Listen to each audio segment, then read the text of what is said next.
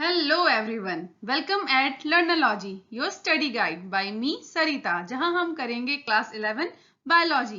तो चलिए बिना किसी देरी के with full of energy start करते हैं आज की क्लास लिविंग वर्ल्ड पार्ट 2। तो आज का टॉपिक है diversity in the living world. तो बच्चों, अगर हम अपने आसपास देखें तो हमें एक लार्ज वैरायटी देखने को मिलेंगी। किसकी? प्लांट्स की, एनिमल्स की, माइक्रो ऑर्गेनिजम्स की। माइक्रो ऑर्गेनिजम्स हमें दिखता तो नहीं है, बट हमें पता है कि हमारे आसपास बहुत सारे माइक्रो ऑर्गेनिजम्स होते हैं। तो ये जितने भी वैरायटीज ऑफ लिविंग ऑर्गेनिजम्स हैं, चाहे वो प्लांट्स की वैरायटीज हो, चाहे वो एनिमल्स की वैरायटीज हो या दूसरे ऑर्गेनिजम्स की वैरायटी हो, ये सभी वैरायटीज अपने आप में क्या रिप्रेजेंट करती हैं?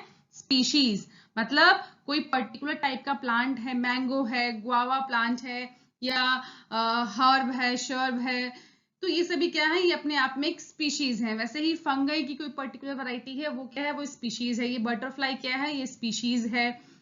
क्लियर? तो स्पीशीज क्या है? जितनी भी हम वैरायटी देखते हैं अपने आसपास, वो हर एक वैरायटी अपने आप में क्या रिप्रेजेंट करती है? स्पीशीज को रिप्रेजेंट करती है। तो हमारे अर्थ पे जो है बहुत सारी क्या है? बायोडाइवर्सिटी है। और अब तक जितनी डिस्कवर्ड हो चुकी हैं, जिनके बारे में नॉलेज है हमारे पास, वो रेंज करती हैं बिटवीन 1.7 टू 1.8 मिलियन। इसी को कहा जाता है क्या? बायोडाइवर्सिटी। इसके अलावा अभी और भी बहुत सारी ऐसी वैरायटीज हैं जो डिस्कवर्ड नहीं हुई हैं, बट जो डिस्कवर्ड हो चुकी हैं, जिसके बारे में नॉलेज है हमें, वो रेंज करती हैं 1.7 से 1.8 मिलियंस के बीच में। ठीक है, जो कहलाती हैं बायोडाइवर्सिटी। हम जिस एरिया में रहते हैं वहां पे जितने भी प्लांट्स हैं, एनिमल्स हैं, हम उनको उनके लोकल नेम से जानते हैं। बट ये जो लोकल नेम है, ये प्लेस टू प्लेस और कंट्री टू कंट्री क्या करते हैं? वेरी करते हैं। जिससे क्या होता है? कंफ्यूजन क्रिएट होगा। हम किसी पर्टिकुलर प्लांट या एनिमल को अपने एरिया में कुछ और बोलते हैं, वही पर्टिकुलर प्लांट एनिमल किसी और जगह किसी और नाम से जाना जाएगा, किसी और कंट्री में और किसी नाम से जाना जाएगा। तो इन सब से क्या होगा? एक कंफ्यूजन क्रिएट होगा। तो इस कंफ्यूजन को हटाना जरूरी है। वो कंफ्यूजन कैसे हटेगा? जब हम नाम को क्या कर देंगे? एक स्टैंडर्ड फॉर्म दे देंगे, नाम को स्टैंडर्डाइज कर देंगे। तो जो ये ब्रांच है, जो नेम देने का काम करती हैं, जो किसी पर्टिकुलर ऑर्गेनिज्म को एक स्टैंडर्ड नेम देती हैं, और ये जो नेम है ये through out the world same रहता है, इस ब्रांच को कहते हैं क्या? नॉमेनक्लेचर। बट नॉमेनक्लेचर पे आने से पहले, किसी ऑर्गेनिज्म को नेम देने से पहले, सबसे पहला काम क्या है? आइडेंटिफिकेशन करना। आइडेंटिफिकेशन क्यों जरूरी है? बिकॉज जब हम आइडेंटिफिकेशन करेंगे तभी हम पता कर पाएंगे कि इस ऑर्गेनिज्म को हमें किसके साथ अटैच करना है। तो आइडेंटिफिकेशन कैसे किया जाता है? आइडेंटिफिकेशन के लिए हम क्या देखेंगे? फीचर्स देखेंगे, मॉर्फोलॉजी देखेंगे कि वो दिखता कैसा है। क्लियर? वो बाहर से कैसा दिख रहा है। इसके बाद हम उसकी इवोल्यूशनरी हिस्ट्री को देखेंगे कि ये किस तरह से रिलेट कर रहा है बाकी सभी ऑर्गेनिज्म के साथ एट जेनेटिक लेवल, और साथ ही उन ऑर्गेनिजम्स के साथ जो कभी पास्ट में थे उनसे कैसे रिलेट कर रहा है। क्लियर? तो जो ये मॉर्फोलॉजी है, ये ओल्ड टाइम में यूज किया जाता था, है ना। पहले जो है सिर्फ एक्सटर्नल फीचर्स को देख करके आइडेंटिफाई किया जाता था किसी भी ऑर्गेनिज्म को, बट बाद में जाकर के जो सिस्टमैटिक है ये ऐड हुआ, जहां पे एक्सटर्नल फीचर्स के साथ साथ इवोल्यूशनरी हिस्ट्री को भी देखा जाता है और फिर आइडेंटिफिकेशन किया जाता है। अब ऑर्गेनिज्म को आइडेंटिफाई करने के बाद नेक्स्ट काम क्या है? उसका नामकरण करना, मतलब नॉमेनक्लेचर। क्या होता है? It is a system of providing name to identified living organism. जो लिविंग ऑर्गेनिज्म आइडेंटिफाई हो गया है उसको नेम देना कहलाता है nomenclature. It is given by Carolus Linnaeus, जिन्हें फादर ऑफ नॉमेनक्लेचर भी कहा जाता है। क्लियर? अब जितने भी प्लांट्स हैं उनको नेम कौन देगा? International code for botanical nomenclature, ICBN जो है, ये प्लांट को नेम देने का काम करता है। एंड जितने भी एनिमल्स हैं उन्हें international code of zoological nomenclature ICZN name देता है। क्लियर? तो ये आपको भूलना नहीं है, याद रखना है। प्लांट्स को कौन नेम देता है? ICBN, एंड जितने भी एनिमल्स हैं उन्हें कौन नेम देता है? ICZN। क्लियर? अब जितने भी नेम रखे जाते हैं इस सिस्टम के थ्रू, जैसे अगर हम एग्जांपल देखें, हमारा जो नाम होता है उसमें 2 वर्ड्स होते हैं। क्लियर? एक हमारा मेन नेम होता है, उसके साथ एक सरनेम भी लगा होता है। बिल्कुल वैसे ही नॉमेनक्लेचर में जितने भी नेम्स रखे जाते हैं प्लांट्स के या एनिमल्स के, उसके भी 2 कंपोनेंट्स होते हैं। पहले कंपोनेंट को कहते हैं generic name and second component को कहते हैं स्पेसिफिक एपिथेट। क्लियर? सो इसीलिए इसे बाइनोमियल नॉमेनक्लेचर भी कहा जाता है, जिसके फादर कौन है याद रखना है? Carolus Linnaeus. एग्जाम्पल देखते हैं। तो अगर हम मैंगो की बात करें, मैंगो सबने खाया होगा और अभी सीजन भी आने वाला है। तो मैंगो का साइंटिफिक नेम क्या है? Mangifera indica. जहां मैंजीफेरा क्या है? ये एक जेनेरिक नेम है और साथ में जो इंडिका लगा है, इंडिका क्या है? ये बताता है स्पेसिफिक एपिथेट या स्पेसिफिक स्पीशीज। क्लियर? अब जो ये नॉमेनक्लेचर है, इसके कुछ अपने रूल्स हैं जिसके अकॉर्डिंग नेमिंग की जाती है। रूल्स क्या है? जितने भी बायोलॉजिकल नेम हैं वो कौन सी भाषा में होंगे? लैटिन लैंग्वेज में होंगे और इटैलिक में लिखे जाएंगे। तो यहाँ लैटिन लैंग्वेज ही क्यों लिया है? क्योंकि जो लैटिन लैंग्वेज है ये क्या है? ये एक डेड लैंग्वेज है और यहाँ पे 0 प्रोबेबिलिटी है किसी भी चेंजेस की। कोई भी चेंज होने की इस लैंग्वेज में 0 प्रोबेबिलिटी है। इसीलिए बायोलॉजिकल नेमिंग के लिए लैटिन लैंग्वेज का यूज किया गया है। The first word generic name. Clear? अभी हमने एग्जाम्पल देखा कि 2 कंपोनेंट्स होते हैं। पहला है जेनेरिक नेम जो स्टार्ट होता है किससे? कैपिटल लेटर से, और जो सेकंड है स्पेसिफिक एपिथेट वो स्टार्ट होता है किससे? स्मॉल लेटर से। ठीक है? तो आप यहाँ पे एग्जाम्पल में देख सकते हैं मैंजीफेरा इंडिका, जहां मैंजीफेरा जो कि जेनेरिक नेम है ये स्टार्ट होता है कैपिटल लेटर से, एंड सेकेंड जो कि स्पेसिफिक एपिथेट है ये स्टार्ट होता है स्मॉल लेटर से। थर्ड रूल है both the words in a biological name when hand written are separately underline. तो इन बायोलॉजिकल नेम्स को या साइंटिफिक नेम को जब हम हैंड रिटन करेंगे, मतलब अगर हम किसी नोटबुक में लिखते हैं, पेन से लिखते हैं, तो हम तब क्या करेंगे? हम वो नेम लिखने के बाद उसको अंडरलाइन करेंगे। You can see here Mangifera indica. अगर मैं ये किसी नोटबुक में लिखती हूँ पेन से, हैंड रिटन करती हूँ, तो मैं उसको लिखने के बाद क्या करूंगी? अंडरलाइन करूंगी। और अगर इससे प्रिंट किया जाता है, जैसे यहाँ ये प्रिंटेड फॉर्म में है, तो ये कैसा होगा? यहाँ पे अंडरलाइन नहीं होगा, बट इसका जो फॉन्ट है वो कैसा होगा? वो इटैलिक होगा। ठीक है? ये थोड़ा आप देख सकते हैं, ये थोड़ा सा टेढ़ा है ना? जो ये अल्फाबेट्स हैं ये आपको थोड़े थोड़े तिरछे नजर आएंगे। ये क्या कहलाता है? इटैलिक। क्लियर? तो ये जो है इटैलिक फॉर्म में होगा। नेक्स्ट रूल है name of the author appears after the specific epithet. तो अभी हमने क्या देखा? जो पहला वर्ड है ये है जेनेरिक नेम, दूसरा क्या है? Specific epithet. अब स्पेसिफिक एपिथेट के बाद हम एक चीज और ऐड करते हैं एंड में, वो क्या है? ऑथर का नाम। ठीक है? और जो ये ऑथर का नाम होता है वो क्या होता है? वो एब्रीविएटेड फॉर्म में होता है, मतलब हम कंप्लीट नेम नहीं लिखते हैं, एब्रीविएशन लिख देते हैं। फॉर एग्जाम्पल जैसे मैंजीफेरा इंडिका है, इसको हम आगे एक्सटेंड करें तो हम यहाँ पे लिन लिख देंगे।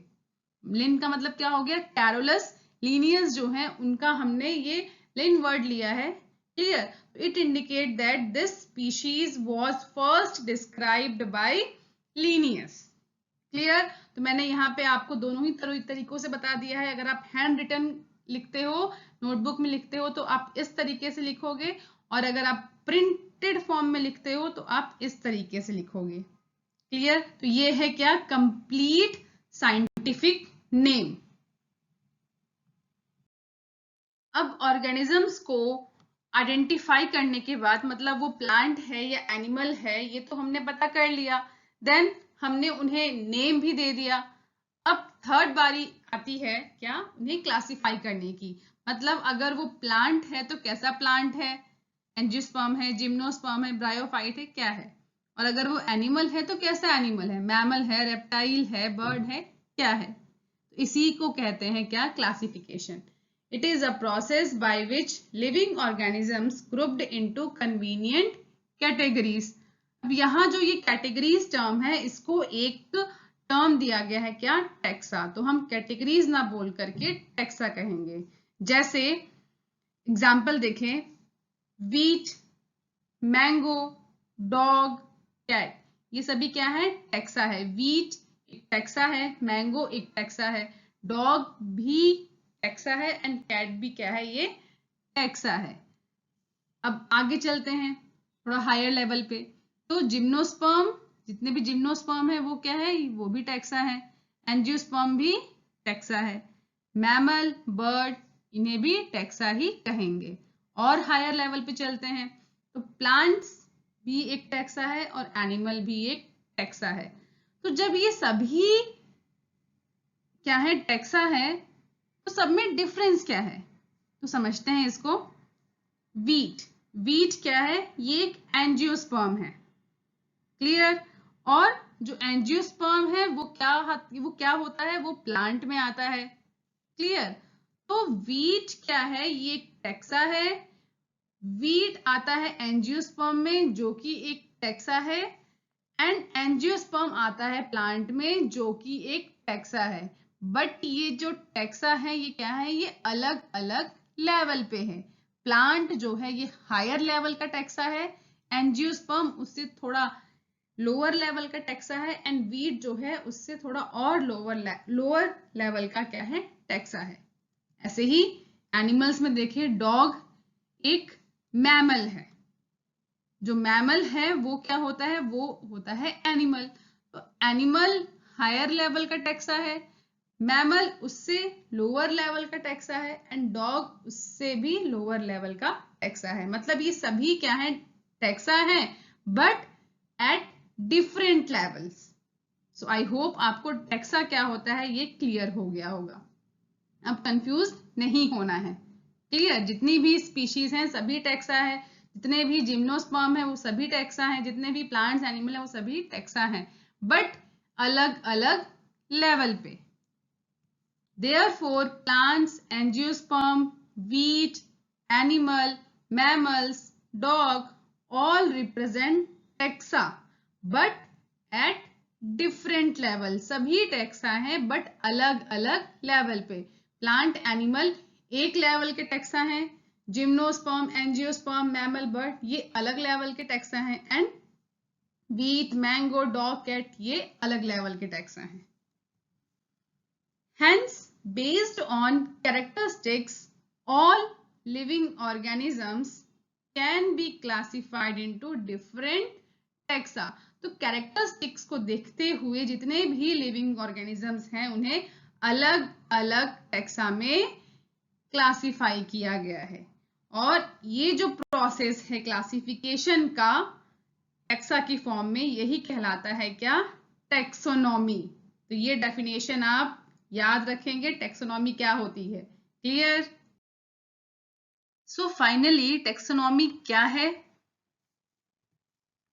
It is the science of identification, nomenclature and classifying organisms that include all plants, animals and micro organisms of the world.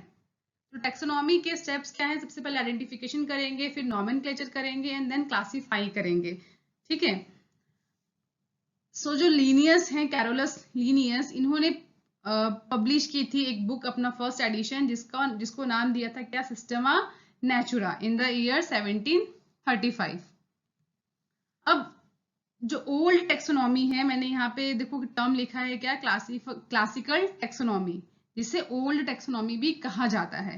तो ओल्ड टेक्सोनॉमी का मतलब क्या है कि पहले जो टेक्सोनॉमी थी उसमें किसी भी ऑर्गेनिज्म को जब आइडेंटिफाई करते थे, उनको नाम देते थे या क्लासिफाई करते थे, तो उसका बेस क्या होता था, वहां पे हम सिर्फ मॉर्फोलॉजिकल फीचर्स को ही स्टडी करते थे एंड यहाँ पे कोई इवोल्यूशनरी रिलेशनशिप की बात नहीं होती थी। क्लियर? सिर्फ और सिर्फ मॉर्फोलॉजिकल फीचर्स को ही देखा जाता था, इसीलिए इसे क्या कहा गया, ओल्ड टेक्सोनॉमी या क्लासिकल टेक्सोनॉमी। फिर बाद में टेक्सोनॉमी की जगह आया सिस्टमैटिक टर्म, जिसे मॉडर्न टेक्सोनॉमी भी कहा जाता है। सो जो मॉडर्न टेक्सोनॉमिक स्टडी है वहां पे मॉर्फोलॉजिकल फीचर्स के साथ साथ हम ये भी देखते हैं कि जो सेल है उसका स्ट्रक्चर क्या है, डेवलपमेंटल प्रोसेस क्या है, एंड साथ ही वेरी इंपॉर्टेंट क्या, इवोल्यूशनरी या फाइलोजेनेटिक रिलेशनशिप क्या है उस ऑर्गेनिज्म का। ये सारा कुछ क्या कहलाता है, सिस्टमैटिक या हम कह सकते हैं मॉडर्न टेक्सोनॉमी। तो बहुत सारे बच्चों को कंफ्यूजन होता है टेक्सोनॉमी में और सिस्टमैटिक्स में, तो आई थिंक अब आपका जो वो कंफ्यूजन है वो यहाँ पे क्लियर हो गया है। टेक्सोनॉमी क्या है, टेक्सोनॉमी मीन्स क्लासिफिकेशन करना एंड नॉमेनक्लेचर करना, एंड सिस्टमैटिक क्या है, टेक्सोनॉमी के साथ साथ फाइलोजेनी की स्टडी जो है वो कहलाती है सिस्टमैटिक, मीन्स जहां पे हम मॉर्फोलॉजिकल फीचर्स को देखने के साथ साथ इवोल्यूशनरी हिस्ट्री भी देखते हैं and then identification, nomenclature and classification करते हैं। आई होप आपको आज का टॉपिक अच्छे से समझ आ गया है। अगर हाँ तो वीडियो को लाइक कीजिए, अगर नहीं तो आप अपने डाउट्स नीचे कमेंट सेक्शन में पूछ लीजिए। नेक्स्ट क्लास में हम करेंगे टॉपिक टेक्सोनॉमिक कैटेगरीज। तब तक स्टूडेंट्स आप आज का टॉपिक एनसीईआरटी बुक से अच्छे से रीड कर लेंगे, जिससे आप कॉन्फिडेंट हो जाए कि अब तक की क्लास में हमारा एनसीईआरटी से सब कवर हो गया है। Till that, stay happy, stay healthy.